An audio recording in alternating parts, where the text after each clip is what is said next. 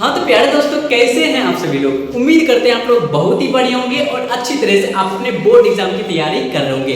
तो प्यारे दोस्तों, आज की इस वीडियो का टॉपिक जो हमारा है समास, जो कि संस्कृत एवं हिंदी का सबसे महत्वपूर्ण टॉपिक में से एक है, क्योंकि इससे लगभग आपके संस्कृत एवं हिंदी में लगभग 5 से 10 मार्क्स के ऑब्जेक्टिव पूछे जा चुके हैं। और इस वीडियो में हम लोग क्या करेंगे, समास को एक बेहतरीन ट्रिक के साथ समझेंगे जो कि आपको कहीं भी देखने को नहीं मिलेगा, यानी कि पूरे YouTube पर अभी तक ऐसा ट्रिक नहीं मिलेगा। चलिए समझते हैं कि सबसे पहले समास किसको कहते हैं। तो प्यारे बच्चों, समास का अर्थ पहले होता है कि यानी कि समास का अर्थ होता है समासिक, यानी कि समासिक आपका संक्षेप। अब बोलेंगे कि सर संक्षेप का अर्थ क्या होता है, तो संक्षेप का अर्थ होता है कि काटना या फिर छांटना या फिर छोटा करना। अगर हम यही चीज बोलेंगे कि यहाँ पे लिखा हुआ है राजा का पुत्र, ठीक है। अच्छा, आप इसको क्या चीज में बदलेंगे। अगर ये कितने शब्द के हैं, इसमें 3 पद हैं। अगर संस्कृत में देखा जाए तो 3 पद है और हिंदी में देखा जाए तो 3 शब्द हैं। अगर इनको हमें क्या करना है, हमको इसको कंप्रेस करके यानी छोटा करके काट करके इसको एक समस्त पद बनाना है, तो हम क्या बनाएंगे, तो हम ये लिख सकते हैं कि राजपुत्र लिख सकते हैं, यानी कि राजा का पुत्र क्या होता है, राजपुत्र होता है। यानी कि हम क्या किए, इसमें से 2 या 2 से अधिक शब्द जब आपस में मिलते हैं तो उसको क्या करते हैं, एक समस्त पद बनाते हैं, यानी कि एक छोटा सा पद का निर्माण करते हैं, उसी में हम क्या करते हैं, समास करते हैं। चलिए अब समझते हैं कि समास के कितने भेद होते हैं। हिंदी और संस्कृत में दोनों समझते हैं समास के कितने भेद होते हैं। तो प्यारे बच्चों, समास के बेसिकली रूप से कितने भेद होते हैं, तो समास के बेसिकली रूप से आपके 6 भेद होते हैं। कौन कौन से भेद होंगे, यानी कि पहला आपका हो जाएगा अव्ययी भाव, अव्ययी भाव। दूसरा बच्चों समास आपका हो जाएगा तत्पुरुष समास, ठीक है, तत्पुरुष समास। तीसरा आपका हो जाएगा कर्मधारय समास, कर्मधारय समास। चौथा आपका हो जाएगा द्विगु समास। पांचवा आपका हो जाएगा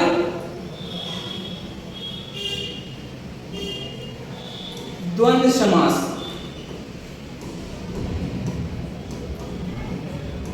छठा आपका हो जाएगा बहुव्रीहि समास।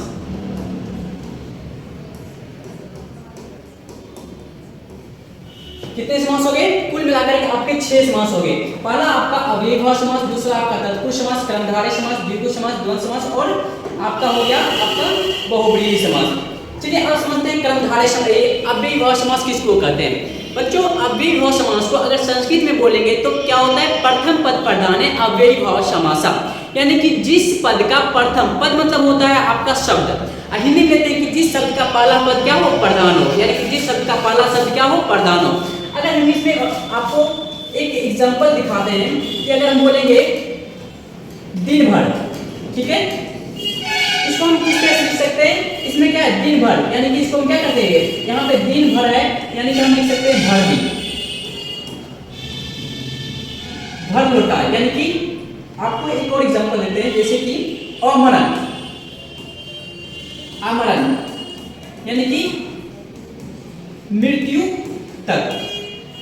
उसके बाद अगर हम तीसरा एग्जांपल लेते हैं कि जैसे कि आपको पेट भर, पेट भर यानी कि भर पेट, आप इस तरह से लिख सकते हैं। ये आपका हो जाता है यहाँ पे कि पहला पद यानी कि पहला पद प्रधान जिसका हो तो उसे हम क्या कहेंगे, अव्ययी भाव समास करेंगे।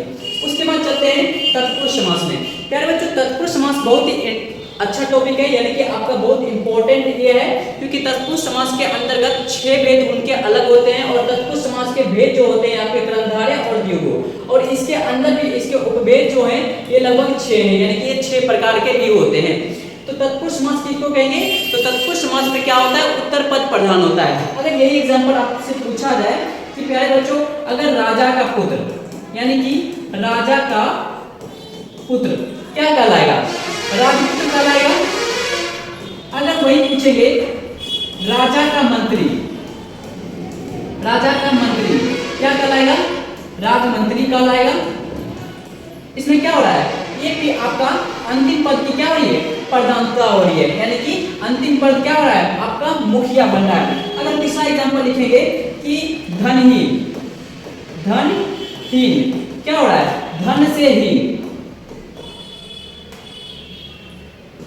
यहां पे क्या हो रहा है आपका, पहले मुझे लिखना है धन से हीन, ये आपका विग्रह हुआ और समस्त पद इसका क्या होगा, यानी कि धनहीन। अब थोड़ा सा यहाँ पे एक बात जानना है आपको, तत्पुरुष समास का होता है कि तत्पुरुष समास के जो भेद होते हैं वो भेद होते हैं यानी कारक के ऊपर रहता है, ठीक है।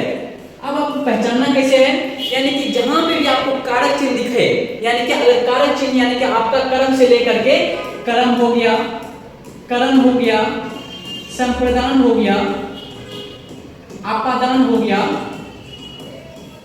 उसके बाद संबंध हो गया, अधिकरण हो गया, ठीक है। यानी कि टोटल मिला करके आपको 6 भेद में से कोई भेद का यहाँ पे दिखे, यानी कि चिन्ह दिखे, यानी कर्ता में कर्म को दिखे, कर्म से दिखे, संप्रदान के लिए, के द्वारा, आपादान से, जुदाई के अर्थ में, उसके बाद संबंध का, के, री, रा, रे, री, नाने, नी, उसके बाद अधिकरण में कर, यानी कि कारक चिन्ह कहीं पे भी दिखे और पूछा जाए कि इसमें से कौन सा समास है। जैसे कि आपको एग्जांपल भी दिए, जैसे कि बाढ़ग्रस्त, बाढ़ग्रसित, यानी कि क्या है, बाढ़ से ग्रसित। अब यहाँ पे बाढ़ से ग्रसित हो रहा है, क्या हो रहा है हमारा, एक बाढ़ से ग्रसित यानी कि आपका यहाँ पे कर्म से हो रहा है, यानी कि किसी साधन या फिर कोई माध्यम से मेरा काम हो रहा है, तो यहाँ पे क्या हो जाएगा आपका कर्म कारक हो जाएगा। कर्म कारक में तत्पुरुष समास कर्म कारक आपका हो जाएगा। उसके बाद आगे समझते हैं इसमें, क्योंकि थोड़ा सा और एग्जांपल लेना जरूरी है, अगर एग्जांपल नहीं होगा तो फिर आप समझ नहीं पाइएगा, ठीक है। चलिए तत्पुरुष समास में और चलते हैं। जैसे कि आप एक ले लीजिए वर्ड की के लिए, यानी कि अगर बोलेंगे कि रक्षा हेतु, ठीक है, आप इसको बोल सकते हैं रक्षा के लिए, ये हमारा हो गया विग्रह, ठीक है, ये हमारा हो गया समस्त पद, क्लियर है। यानी कि आपको तत्पुरुष समास किस तरह से पहचानना है, यानी कि आपको जहां भी दिखे कारक चिन्ह, जहां पे दिखे विग्रह दिया गया है, यानी धन से हीन, धनहीन हो गया, बाढ़ से ग्रसित हो गया, उसके बाद राजा का पुत्र राजपुत्र हो गया, राजा माता यानी कि राजमाता, यानी कि राजा का माता राजमाता हो गया, यानी कि जहां भी आपको कारक चिन्ह दिखे तो वहां पे आपको सीधे क्या करना है कि तत्पुरुष समास मेरा वहां पे आएगा ही आएगा। उसके बाद समझते हैं कर्मधारय समास। कर्मधारय समास भी इंपॉर्टेंट है। कर्मधारय समास किसको कहेंगे, जिसमें कि विशेषण विशेष का काम करे। अगर वही हम बोलेंगे कि नीलकमल है, नीलकमल, नीलकमल में कौन सा समास होगा, यानी कि नीला जो है कमल, ठीक है।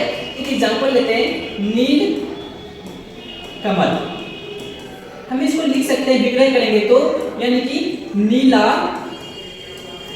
है जो कमल, यानी कि नील कमल, कमल की विशेषता क्या है कि वो नीला है, ठीक है। कमल की विशेषता ये है कि वो नीला है। यहाँ पे कमल आपका क्या हो जाएगा, विशेष हो जाएगा, और विशेषण इसका क्या हो जाएगा कि ये नीला है, क्लियर है। यानी कि जहां पे विशेषण या फिर उपमा उपमेय का बोध करे वहां पे हमारा क्या हो जाएगा कर्मधारय समास। थोड़ा सा और एग्जांपल समझते हैं, जैसे कि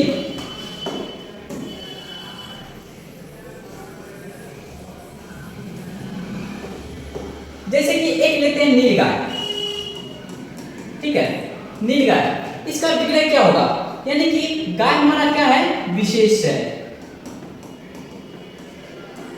उसके बाद नीला हमारा क्या है, नीला हमारा है विशेषण, ठीक है। यानी कि अगर इसको हम विग्रह करेंगे तो क्या होगा, नील यानी कि नीला है जो गाय, यानी कि नीलगाय। एक और चीज समझते हैं, अगर बोलेंगे कि गणेश, या फिर आप ले लीजिए बहुव्रीहि समास, कर्मधारय समास में बहुत अंतर आते हैं, जैसे चंद्रशेखर, ठीक है, यानी कि जिस चंद्र है जिसके समान, यानी कि सर के ऊपर जिसका चंद्र होता है उसको क्या कहते हैं, आप कर्मधारय समास में कर सकते हैं, लेकिन उसमें एक रीजन है। रीजन क्या है कि आपको कर्मधारय समास और बहुव्रीहि समास में अक्सर आपको दिक्कतें आएगी एग्जाम में कि कर्मधारय समास किसको कहेंगे और बहुव्रीहि समास किसको कहेंगे। देखिए बच्चों, कर्मधारय समास में आपको सीधे एक दिया जाएगा समस्त पद, उसको बोलेगा कि आपको बताना है कि ये कौन सा समास है, और बहुब्रीहि समास में क्या रहता है कि जैसे कि जिसके सर पे चंद्र हो, वाक्य में कौन सा समास है। ठीक है, अब यहाँ पे ऑप्शन दिए जाएंगे। देखिए बच्चों, ये जो आपका है ये आपका पूरा समस्त पद दिया गया है और समस्त पद का इसका विग्रह, क्योंकि विग्रह पहले से है और मुझे क्या लिखना है, इसका समस्त पद लिखना है क्योंकि ये विग्रह पहले से दे चुका है।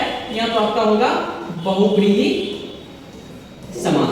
ठीक है, अगर सिर्फ चंद्रशेखर दिया जाए तो इसमें कौन सा समास होगा, तो इसमें आपका हो जाएगा कर्मधारय समास। अगला समझते हैं,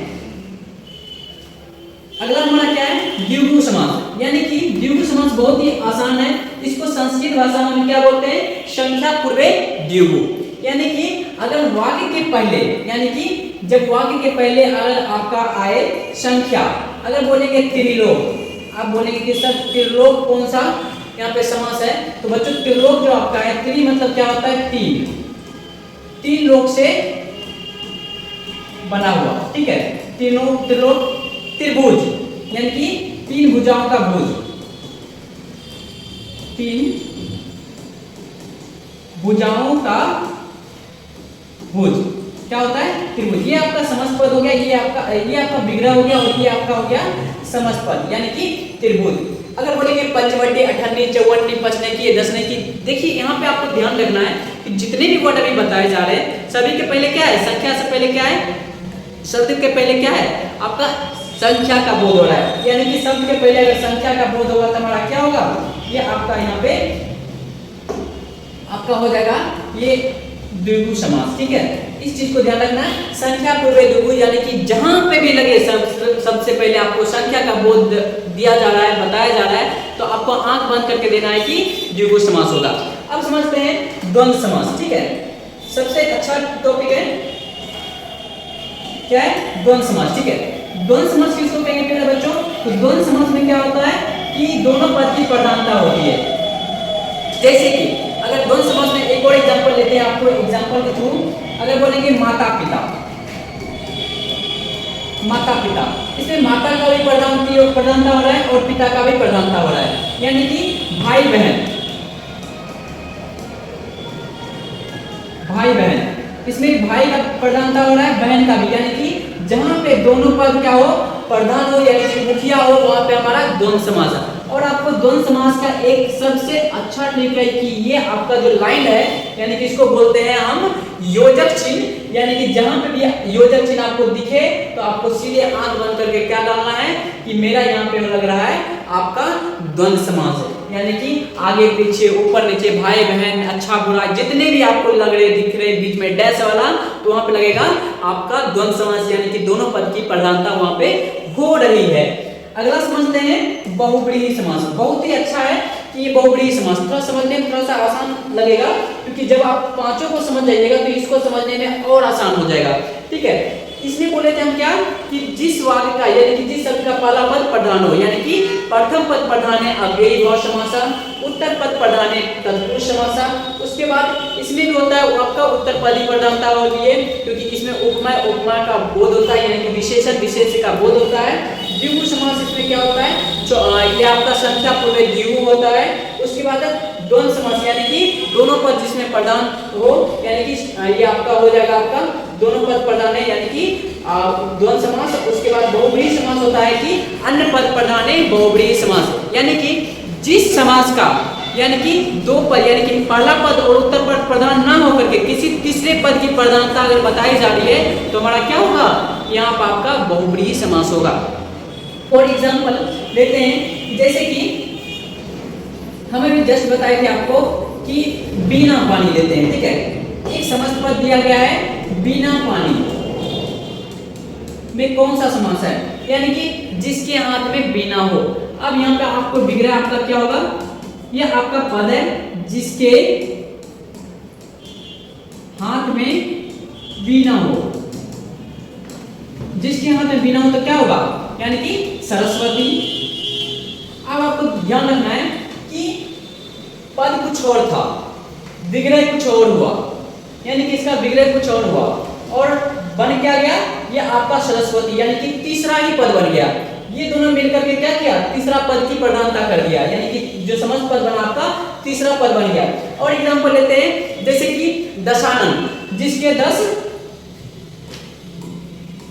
दशानन, ठीक है, यानी कि जिसके 10 आनंद मतलब क्या होता है, मुख हो, जिसके 10 मुख हो। अब जिसके 10 मुख हो तो क्या हो जाएगा हमारा, जिसके 10 मुख हो तो यानी कि रावण, यानी कि देखा जाए कि यहाँ पे क्या हो रहा है, किसी तीसरे पद की प्रधानता हो रही है। भाई एक मिला पहले क्या कि पद मिला, पद का विग्रह किए और विग्रह बन करके बन गया तीसरे पद, यानी कि तीसरे पद की प्रधानता हो जाती है। तो जब तीसरे पद की प्रधानता होगी तो हमारा क्या होगा, ये आपका बहुब्रीहि समास। बहुत ही अच्छा है बहुब्रीहि समास, क्योंकि सभी से क्या है, ये हटके है। और आपको ध्यान रखना पड़ेगा कि बहुब्रीहि समास में हमेशा क्या होता है, तीसरे पद की प्रधानता होती है, यानी कि पद कुछ और दिया है और विग्रह हुआ उसके रिलेटेड और बना पद समस्त पद क्या बन गया, किसी तीसरे लाइन में घुस गया, तो हमारा क्या होगा वहां पे बहुब्रीहि समास कहलाएगा।